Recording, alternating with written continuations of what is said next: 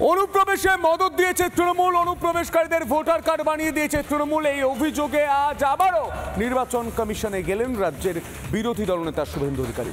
শুধু তাই নয়, নির্বাচন কমিশনে গিয়ে তিনি মারাত্মক অভিযোগ করলেন যে এই অফিসেই বসে একজন আধিকারিক মমতা বন্দ্যোপাধ্যায়ের সঙ্গে সরাসরি ফেস টাইমে কথা বলছেন, যোগাযোগ রাখছেন। দেখুন,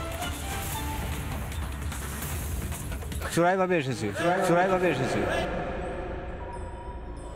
এসে কিভাবে এসেছিলেন? হ্যাঁ, এটা আমার দালাল ধরে।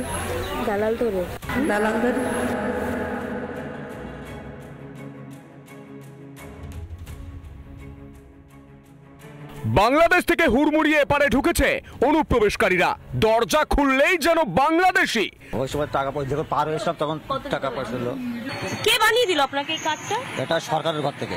সরকারের ঘর থেকে? সরকার বানিয়ে দিল ভোটার কার্ড? হ্যাঁ, এটা সরকারের ঘর থেকে এসে ডাইরেক্ট। শুক্রবার সরাসরি উপমুখ্য নির্বাচন কমিশনারের কাছে নালিশ জানালেন রাজ্যের বিরোধী দলনেতা শুভেন্দু অধিকারী। জ্ঞানেশ ভারতীর সঙ্গে প্রায় 40 মিনিটের বৈঠক।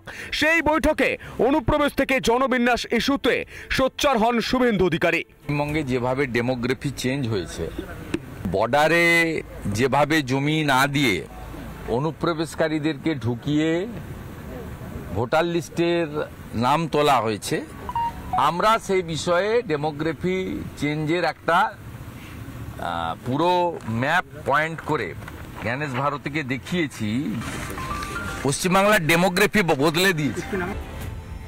বাংলার অনুপ্রবেশ যে সমস্যা তা ঢের আগে টের পেয়েছিলেন মমতা বন্দ্যোপাধ্যায়। তখন অবশ্য তিনি রাজ্যের বিরোধী নেত্রী, তাই বিরোধিতার তাগিদাও ছিল বিস্তর। 2005-এর 4 আগস্ট মমতা বন্দ্যোপাধ্যায়ের অভিযোগ ছিল অনুপ্রবেশে বাংলার জনবিন্যাস পাল্টে যাচ্ছে। তাকে কথা বলতে না দেওয়ায় স্পিকারের টেবিলে সেদিন কাগজও ছুঁড়েছিলেন তিনি। আর এখন সেই মমতার রাজত্বেই অনুপ্রবেশের রমরমা, যা শুধু বাংলার জন্য বিপদ ঘনাচ্ছে তাই নয়, জাতীয় নিরাপত্তার জন্যও তা উদ্বেগের। ট্রু ইন্ডিয়ান যে দলই করেন, যে ধর্মই মানেন না, আপনি আপনার দেশের এই সর্বনাশটা চান। এটা করেছে মমতা বন্দ্যোপাধ্যায় এবং তার প্রশাসন। আমরা বলেছি যে এদের নাম কাটতে হবে। শুধু শুভেন্দুই নন, সুর চড়িয়েছেন বালুরঘাটের বিজেপি সাংসদও। উত্তর 24 পরগনা এবং দক্ষিণ 24 পরগনা, তার সাথে মালদা এবং মুর্শিদাবাদ, এই সমস্ত এলাকায় তৃণমূল কংগ্রেসের নেতারা নিজেরা ডেমোগ্রাফি চেঞ্জের কাজে যুক্ত।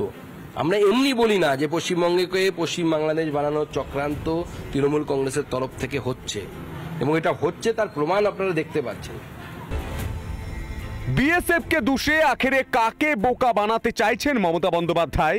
এভাবে চোখ বন্ধ করে থাকলে একদিন ভিটে মাটি হারাতে হবে না তো এপার বাংলার মানুষকেই?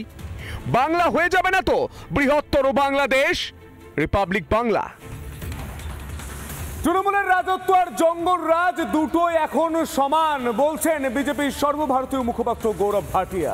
তিনি এও বলছেন যে মমতা বন্দ্যোপাধ্যায় এই অনুপ্রবেশকারীদের ভোটেই জিতে আবার ক্ষমতায় আসতে চান। আর যেখানে অনুপ্রবেশকারীরা বারবার বলছেন যে তাদের ভোটার কার্ড তৈরি করে দিয়েছে স্থানীয় তৃণমূল নেতারা, অনুপ্রবেশ ইস্যুতে আরও একবার মমতা বন্দ্যোপাধ্যায়কে আক্রমণ বিজেপি। গৌরব ভাটিয়া তিনি বলছেন যে জঙ্গল রাজ আর তৃণমূলের শাসন, মমতা বন্দ্যোপাধ্যায়ের শাসন দুটোই এখন এক। কি বলছেন তিনি, শুনবো। ममता बनर्जी अराजकता का प्रतीक है, गुंडागर्दी का प्रतीक है। जंगल राज कैसा होता है? बिल्कुल ममता राज जैसा होता है।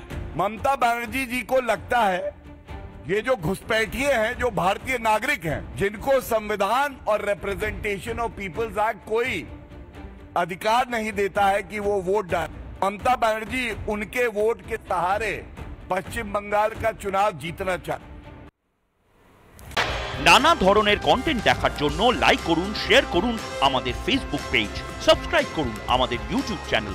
পাশাপাশি অন্যান্য ব্রেকিং নিউজের জন্য অবশ্যই চোখ রাখুন রিপাবলিক বাংলায়।